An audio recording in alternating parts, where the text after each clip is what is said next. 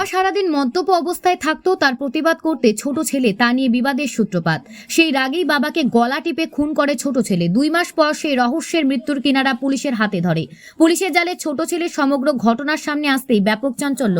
চলতি বছরের মে মাসে 12 তারিখ হরিশ্চন্দ্রপুর থানার অন্তর্গত ভালুকাবাজার এলাকার বাসিন্দা হরেশ পাসওয়ানের বয়স 68 রহস্য মৃত্যু হয়। বাড়ি থেকে তার মৃতদেহ উদ্ধার হয়। পরিবারের লোকেরা আশঙ্কা করেন হরেশবাবুর আত্মঘাতী হয়েছেন। হরিশ্চন্দ্রপুর থানায় ওনার বড় ছেলে সুমিত পাসওয়ান রহস্য মৃত্যুর একটি লিখিত অভিযোগ দায়ের করেন। তদন্ত শুরু করে পুলিশ। এই মামলায় তদন্তকারী অফিসারের দায়িত্ব নেন খোদ আইসি মনোজিৎ সরকার।